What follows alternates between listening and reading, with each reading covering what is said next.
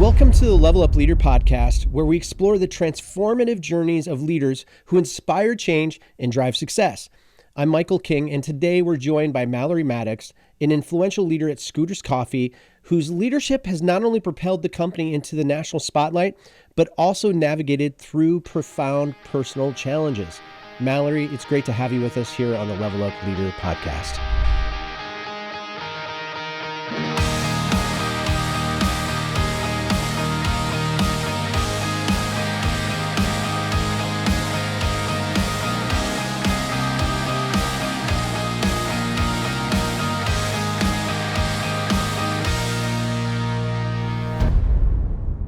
So Malorie, welcome to the Level Up Leader podcast. So great to have you back to kick off this season. So thank you for being here. Absolutely. Happy 2025. I feel like it was just yesterday we had our first interview, Michael. The time has flown, hasn't it? It really has. Now, since the time that we chatted last time around, you've had quite a few different transitions and some navigational things going on in your career and your life. And now you're with Scooters Coffee.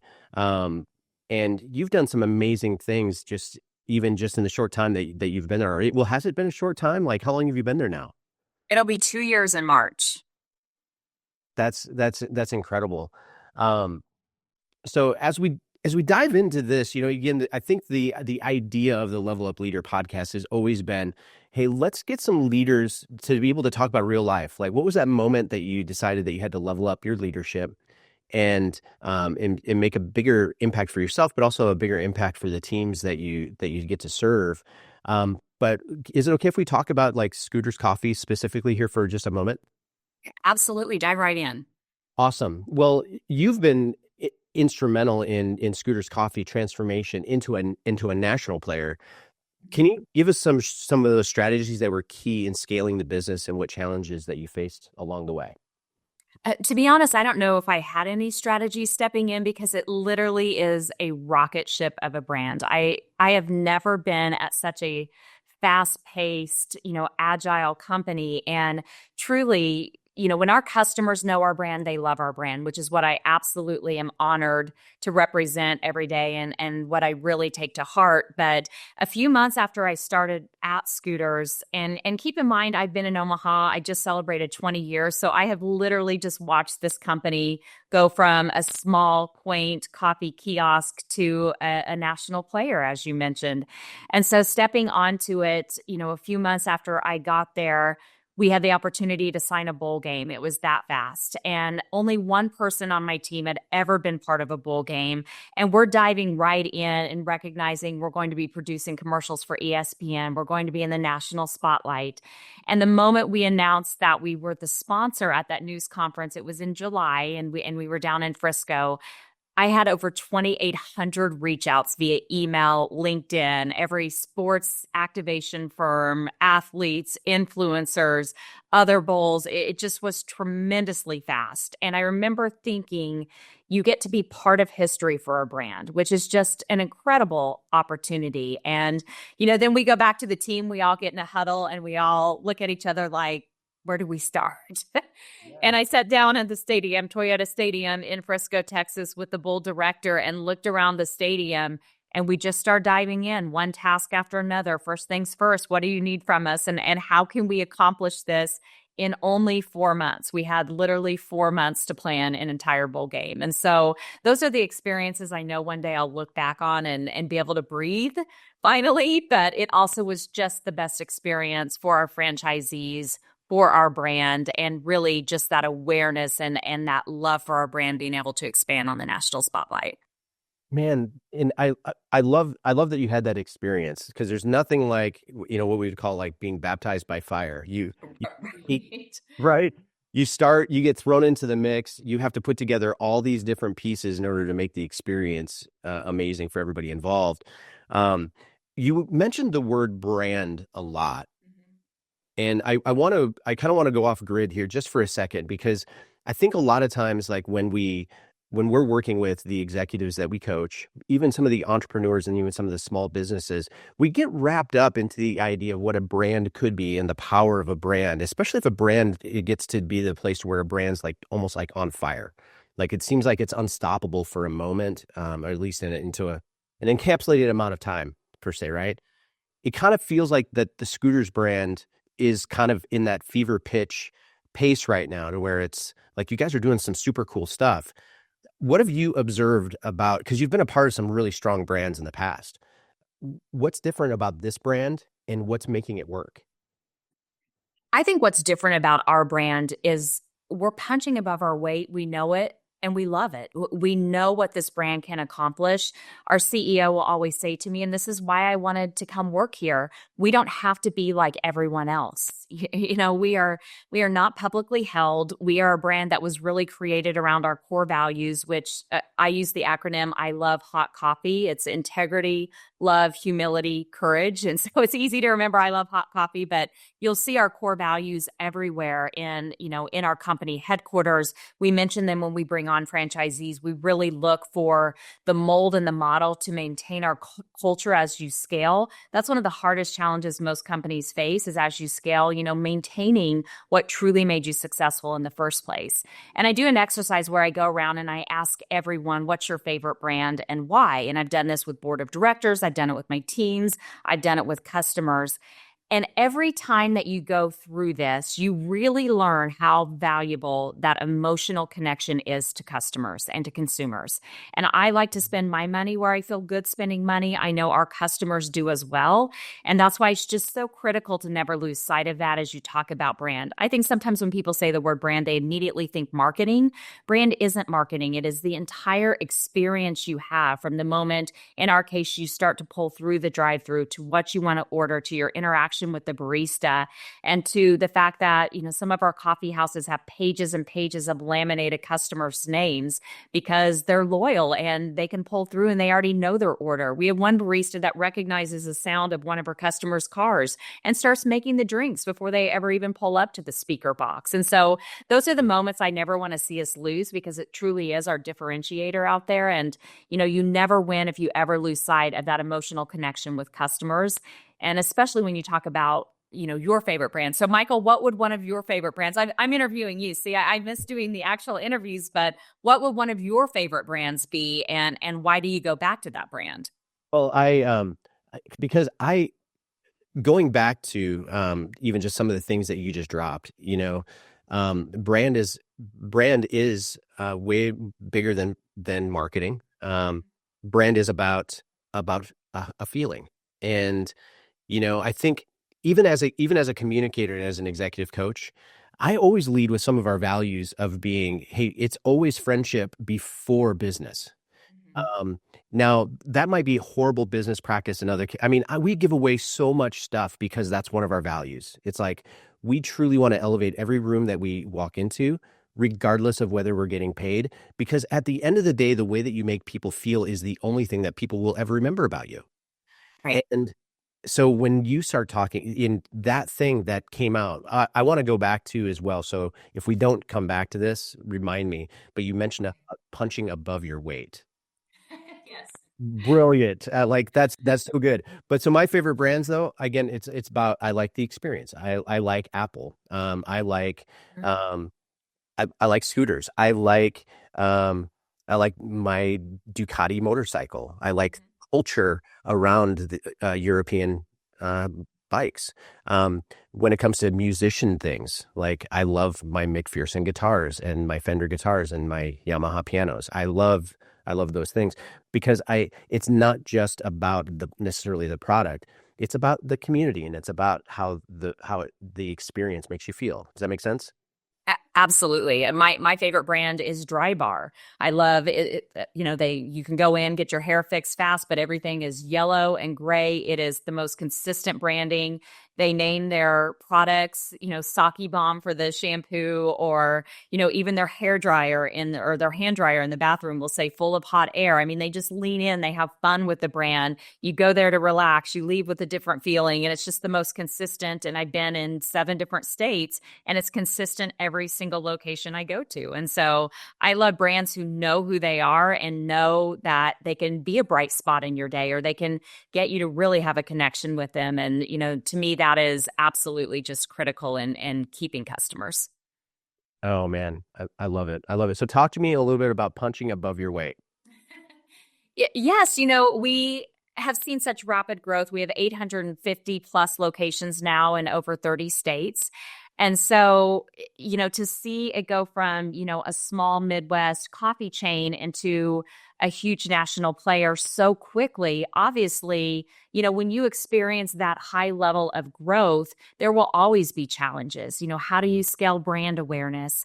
How do you resonate in new communities you're entering that they have never heard of Scooter's Coffee or watched the chain grow? How do you continue to tap into loyalty and be a differentiator out in the beverage space? Because I don't just see us in competition with, the other coffee players. We're in competition with anyone who's in the beverage space. And you see convenience stores now expanding there and other QSR, quick service restaurants, expanding and really leaning in there. And so how do we continue to get that customer to want to come to us or to see our value? But more than that, we're a franchise system. So we have hundreds of franchisees who have bought into our brand to create a legacy for their families. And that's just something I take personal every single day. We're not this large corporate structure. We are really a piece of the heart and soul of communities, and recently have expanded into even smaller markets where franchisees, they know everyone. They're ingrained with the Chamber of Commerce. They do,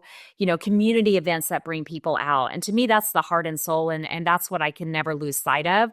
We work for franchisees. It's our job to make them successful and to continue to give them the resources to build this legacy and build this business that ultimately benefits their families and is their livelihood. And I love the confidence that you have in that you know the product that you represent, you know the company that you're a part of, you know the people that are on your team, and you know where they can execute. And so there is a little bit of some confidence that needs to exist in order for you to be able to quote unquote like punch above your weight. Um, I remember back, so when we started Teams.coach, our first company, Mhm. um, hopping into the executive coaching space. I was already like speaking at keynotes and doing team exercise and things like this. But the day that I decided, okay, this is a real thing, we're going to start our company. And we landed our first Fortune 500 company that we were going to coach, right? We were already making enough top line revenue from other things that we were doing that we now, for the very, very first time, we actually had budget, like we could do something. And I remember one of my coaches telling me, they said, I don't want you to hold on to this idea of faking it until you make it because you're making it.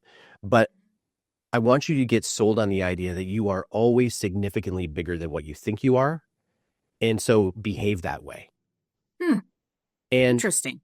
and I was like, this was a mind-blowing thing for me, right? Well, it was a challenging idea because I'm I'm an 8 wing 7 on the Enneagram. I don't like to self-promote. I don't like to be the face of anything. I've come from a pastoral background in which I was always kind of the best kept secret on the team for the most part when it came to leadership, system, strategy, structure, right? Right. But that first paycheck that we got from that larger client, Mhm. we decided everything that we're going to do going is going to go into media. So I went and I hired our media director, a cinematographer, and everything from that client was dedicated to 100% to making it feel like we were stepping into bigger shoes. And so when you said punching above your weight, I think it's such a valuable practice for organizations, leaders, to kind of own the responsibility. Like that's actually necessary if you're going to go somewhere, right? It is. And I think it's, once we signed the bowl game, to be honest, I had to walk into that team meeting where, again, none of us had ever been down this road before. But instead of walking in going, oh gosh, we walked in and we said, we got a bowl game and we've got 4 months, let's go, and let's figure it out. And I had truly never, part of why I wanted to come to Scooter's Coffee was the talent and what had already been built on, a small coffee chain at that point that was rapidly growing.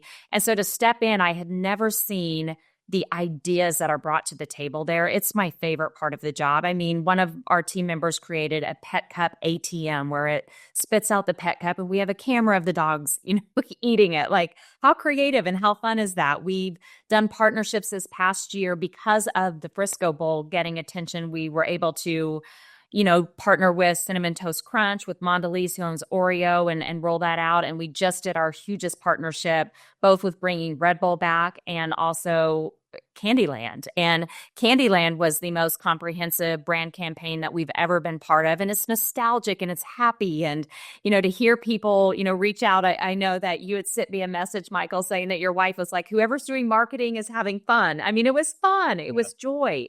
And so to be able to launch those and think through things just tremendously, it's just special. It's just a fun job. I feel grateful every day. It's been a beautiful gift for my son and I to be able to go to work and to be able to be surrounded by this energetic talent and to see what they bring to the table. Now you've been very transparent about your life, and even just incorporating in things about like your kids and things like this.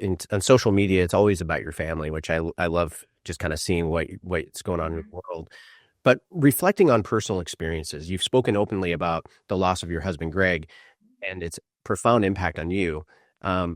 Is it okay for me to ask how this experience has influenced your philosophy on life and your philosophy on leadership? Absolutely. We're about 2.5 years removed from, Greg passing away. And I moved to Omaha, like I mentioned, 20 years ago and met Greg here. And it just became home, and it became such a beautiful place to raise our son. Moss is now 14. And so I'm in that middle school teen. That's a tough one as a parent. It is. Everybody asks if being a leader is tough. Being a parent, that's the hardest job. It's the best job, but it is definitely the hardest job out there. And so, being 2.5 years removed, grief, it doesn't go away, but it's different. And it does get easier. And I remember early on in the first couple of months, we went to, a grief class here in Omaha that was just unbelievable. So we were able to be surrounded by other families going through all sorts of different points in their journey in different circumstances. And it really gives you that respect and that level of understanding that you're not alone. And so, just reflecting back, I remember someone saying it gets easier as it goes, and it does. And, Moss and I have had a tremendous last year. Last 2 years, we moved, and I switched jobs. And so 2 big life circumstances. And so it's really set him up to be at a school. He's just thriving. He has the best grades he's ever had. His confidence has grown. We laugh a lot. And so I'm just really grateful for that. But I think it's hard. I think it's hard when the dream of what you wanted your life to be, gets blown up, literally gets blown up. And you have to figure out, how are we going to navigate? How does this change things? And how do we move forward? And how do we continue to find joy in a different way? And, have a family that looks different than what we thought it was going to look like. So you asked some incredibly valuable questions of yourself in that moment, right? So how do we move forward? How do we take the next step? How do we look at what's to come? How do we build the life that we're called to? What were some of those answers? I don't know. It was messy. I want to sit back and say it's been wonderful. I have a great support network. And one of the things one of my friends said to me the other day, and she's just been unbelievable in my life, is, she said she's gone through a big life circumstance as well. And she read that when you go through something this tremendous, it can take your body physically 7 years to actually feel the same or, to be the same. And I thought that was really interesting research. But I think we've had a lot of help. Moss and I have an army. We're very close to family on both sides, and we've had so many friends. And I found that there are just mentors that have stepped up for him. Sports is good for him. Every child has their own hobby or something that makes them proud. Sports is his. And to see him thrive and really sink in and enjoy that, and to see all the friends he has and the laughter that, has come back into the house has been great. The other is, have a plan. I was told that early on, when the holidays are coming, have a plan. Even if it's, I'm going to get out of the house today and I'm going to go to Target or I'm going to go for a walk, always come up with something. And that was really good advice I got early on. I think the worst thing that you can ever say to someone who's gone through tremendous life circumstances, and I met so many families over the years on the worst day of their lives in news. I met them in tremendous circumstances, and many of them I still keep in contact with today, and that's been really helpful. But you never want to tell people they should be over it. It's the worst thing you can say, because they're never going to be over it. It's going to be different, and they're going to learn to navigate it, but you're never over it. It's it's a life circumstance that you don't forget, and you don't want to forget those beautiful people in your life. You want to honor their memory and to find joy and to be able to sit in the car like Moss and I did on the way to school today. And he brought up his dad and we both laughed at an old memory. And, it just feels good. It feels healthy. When you go through traumatic moments, Mhm.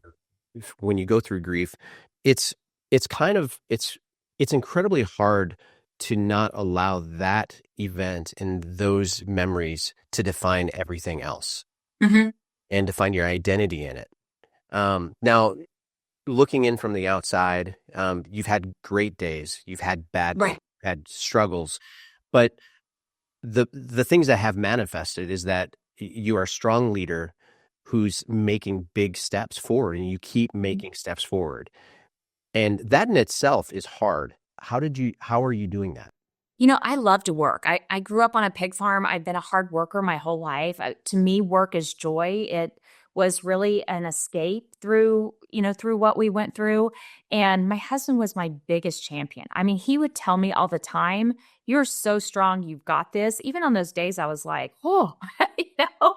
And he witnessed journalism for 20 years, and there were some tough moments through that career. And there were days where the stories were heavy, or I would sit in a family's living room and it would break your heart, literally, to meet people when they're going through this. And to this day, I think the reason that I had that career was to set me up for greater success when my own family found themselves in a circumstance that we didn't anticipate and, had a hard time getting through. But I just miss being able to have those conversations and come home because he would just cheer me on. And I remember the first promotion I got, since losing him. And I came home and it was so weird because we'd always go to Mahogany and we would celebrate any big moments in our life. So that was kind of the first moment I thought, oh gosh, not only did I lose a beautiful husband and the father of my son, but I lost my biggest career champion. And so, that was a little bit grounding. I will say, though, that the mentors I'd met along the way through my career are still in my corner cheering me on. And, taking the leap to Scooter's Coffee was a huge leap of faith because I had a wonderful job at Blue Cross Blue Shield in Nebraska. I'd been there 5 years. I'd grown. I got licensed as an insurance producer. And, I just felt like it was going fine. And then by chance, the CEO of Scooter's Coffee reached out randomly through LinkedIn. It was a Friday and said, "Hey, or can we have coffee on a Friday?" I remember I showed up. I had it on my calendar for 9:30 instead of 9, so I was late, which I'm never late. I was in yoga pants because we had no meeting Fridays. He's a super sharp dresser, and he had moved here from Frisco, Texas, to lead Scooter's Coffee. And we sat down. He said, "Can I get you coffee?" And I said, "I'm not a coffee drinker." But I said, "I love the hot chocolate here. I've, come here for years." And we sat down and started talking. And he asked me why I loved the brand. And I just remember looking across the table and I said, "I have watched this brand absolutely explode since I moved to Omaha. I lived in little apartments over on 144th and Maple. There was a Crane Coffee, and then Scooter's Coffee acquired it. And I just kept seeing more and more kiosks pop up. But I said, I love it because my husband was a diehard customer and he went to Scooter's Coffee every morning. And one day he's like, "Hey, let's get in the car." And he drove me to his favorite location. And we pull around and they have a whiteboard, just like, you'd scribble on with a marker. And he pulls up to the speaker and he said, "I will take the Greg." And I remember I looked at him and I was like, "Did you just order the Greg?" And we pull around and I look up there on the whiteboard and it says the Greg and it says white chocolate mocha with soy as drink. And the barista bought him a Christmas gift. And it was his favorite gift. They got him a coffee mug with his name.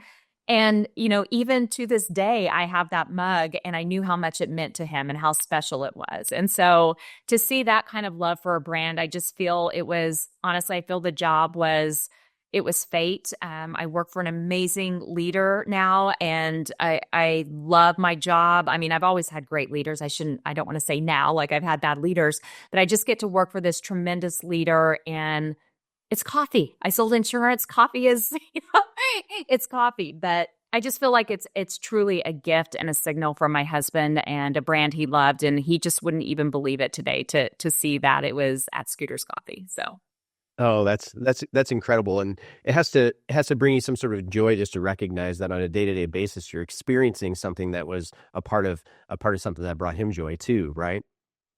I do. I know he would use my employee credit if he were still here today.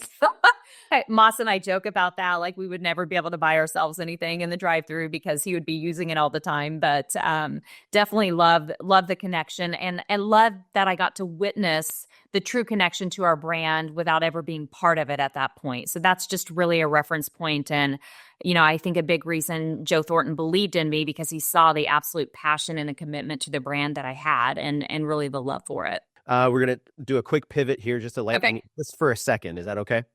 Absolutely. Rock and roll. Okay, so we're going to play a game of this or that. So I'm going to ask you 4 specific questions, and you have to just tell me your choice and why that you would choose it that way. Is that okay? Great. All right, cool. The Yes. first one, planning or improvising? Improvising. I'm sure my team would probably say they would prefer planning, but I think being in the news industry for so long, we make quick decisions. We were always shifting. I mean, you would work 9 hours on a story and breaking news would happen and you throw away your day's work and have to pick up and switch gears. And so I love improvising probably to a fault sometimes. That's why I always look for planners and look for that balanced, emergenetics, look for the green on my team to make sure that we're staying on track. Text message or phone call? Ooh, well, first of all, I love text messages. It's just an easy way to communicate. If I were dating, I think more phone call than text message, maybe a little bit of both, but it probably depends. Like work, I think text is always appropriate, but every now and then you have to have that voice to voice interaction too. Yeah, it kind of depends on what you're going to communicate, right? There are some things that you actually have to hear the tone of the person that you're talking to. So It changes it, yes. I don't like voicemail, though. That's my biggest pet peeve. I do not listen to voicemails at all, and I should have more patience, and it's not something I'm proud of, but voicemails are not good for me. yeah, they're not for me either. And I'm super thankful that I can actually read the voicemails now on my phone. Right. Oh, dear Lord. All right. So team brainstorming or solo reflection? Team brainstorming. The best ideas I've seen emerge and some of the biggest ideas from team brainstorming. I get a lot of energy off of that. It's, I find the longer I am in my career, the less I say, if that makes sense, going to those events and just sitting back and observing. But, the brainstorming ideas are what led to some of our biggest moments, from our viral coffee dump to the pet ATM to we landed on Good Morning America with our Doggist partnership to, some fun things that are coming down the pipe. So that I can't talk about yet, but good stuff. Oh, man. Nice teaser. Thanks for pulling me in. Right. Got my Those attention. NDAs, they just keep you boxed in. Right. Oh, yeah, absolutely. Yeah, we have a couple of those too. So, all right, last one, traditional media or social media? Both.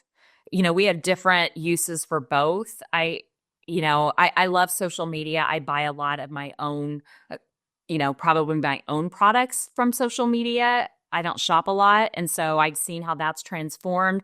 But traditional media, I still believe in billboards and out of home. I still believe in paid media for product placement. And so it's a little bit of a balance. In fact, it's always the conversation that we're having. Different products will go to different platforms. But I do love social media for the genuine and those authentic moments that you get to see of your customers that happen at our locations. For me, that's the best part of it. And then, by far our most popular content on social media is actually our baristas. I mean, they just win every time. They're amazing. They're the heart and soul of our company. They're, our customers' favorites. And so when they really tap in, that's an awesome day when I get to see those moments. We love our baristas. Pivoting back into this. So with the challenges of national exposure and personal loss, leadership leadership always feels overwhelming to some extent. So how do you prioritize self-care and maintaining resilience in such high stress situations? I'm not really good at that. I don't know a lot of leaders who are. I think I've gotten better about it. For me, working out is always just it's just my savior. And it took me, it was about a year and a half after, I lost my husband that I was able to put my health back in focus.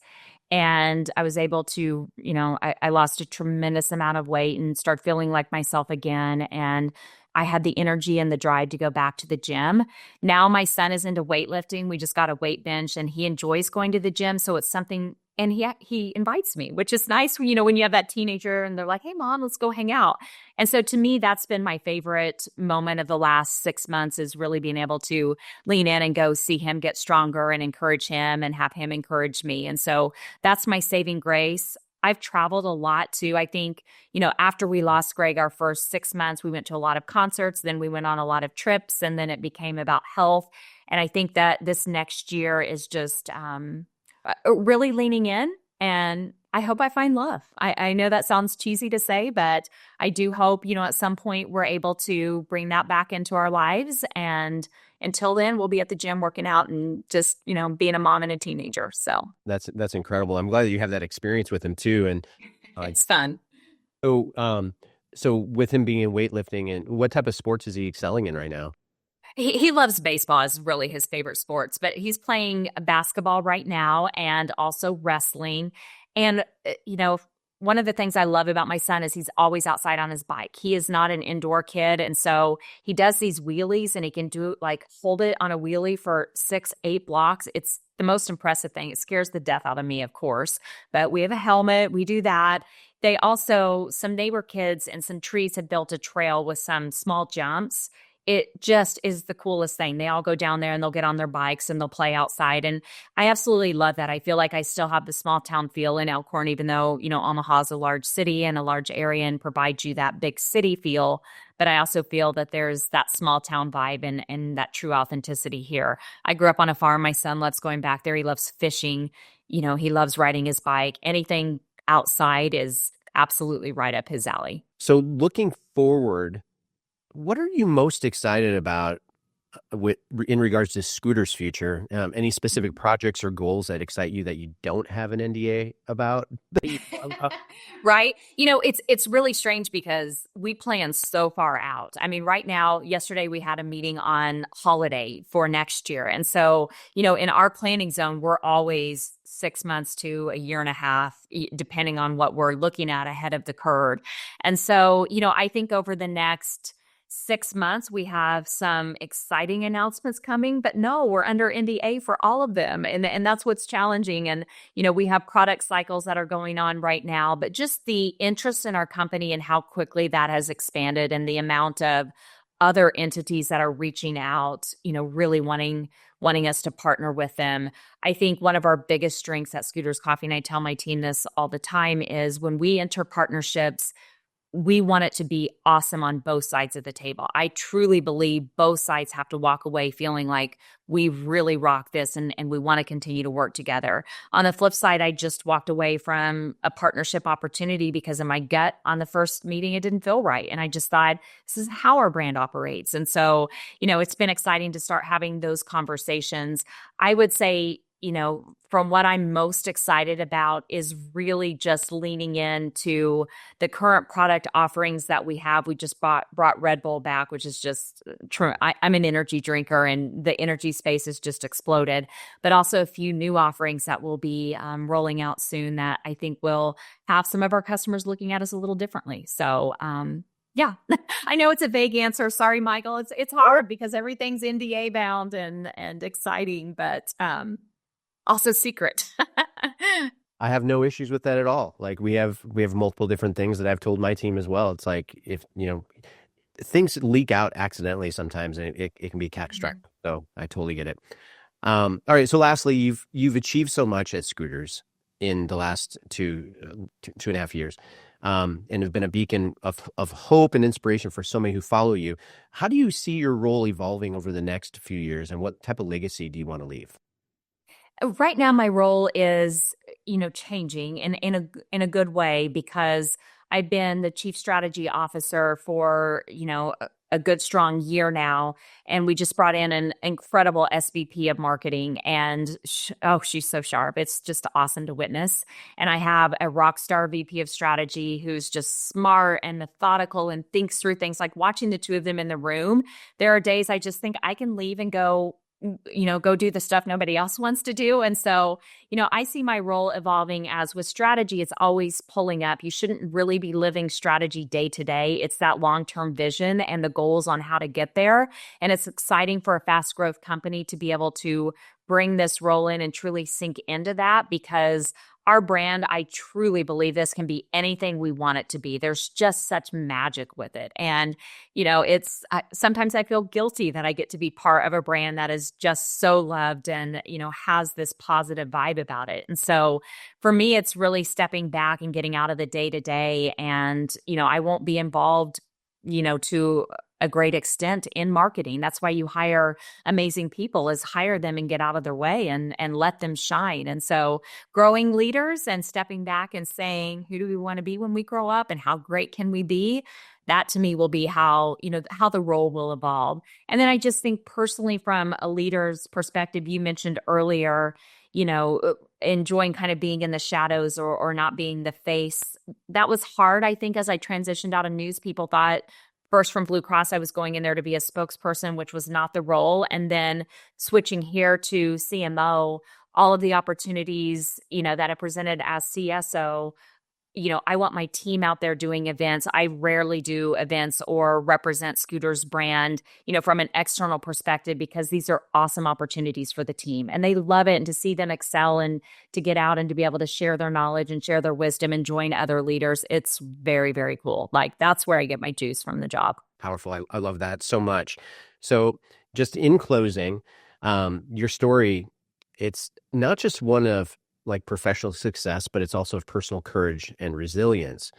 So thank you for being open and just kind of sharing both the highlights and the lowlights with us today. This has been a really great conversation.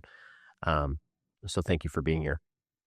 Well, I appreciate that. I had a coach tell me, one time, better people make better leaders, and, grief is ugly. So I just always remind myself of that, as you go through this, better people make better leaders. And, when you go through life circumstances, you can't separate them from work completely. And I've always been such a private person at work. And so to be able to kind of find a path where you can bring both and figure that out, but yet still inspire and encourage your team and make sure that you're pushing them to greatness, because, that's what leadership is about. You're really the sum total of your team's score. And so I'm always adding it up and doing the check-in on where I'm at. And thanks for asking the hard questions, Michael. I get asked this a lot. You never want to be avoided during life circumstances that go on. And so I just hope that, someone hears the message and that they realize that it isn't perfect and it isn't always pretty, but there's just such love and such joy when you can get to those points where, you get to laugh and experience all of that again. So I appreciate you. To our listeners, if Malorie's journey has inspired you, remember that leadership is about more than just the bottom line. It's about the hearts you touch and the lives you influence along the way. I'm Michael King, encouraging you to embrace your challenges as the opportunities grow. Join us next time on the Level Up Leader podcast as we continue to bring you stories that inspire and motivate. Keep pushing boundaries, and remember, you're not alone in this journey.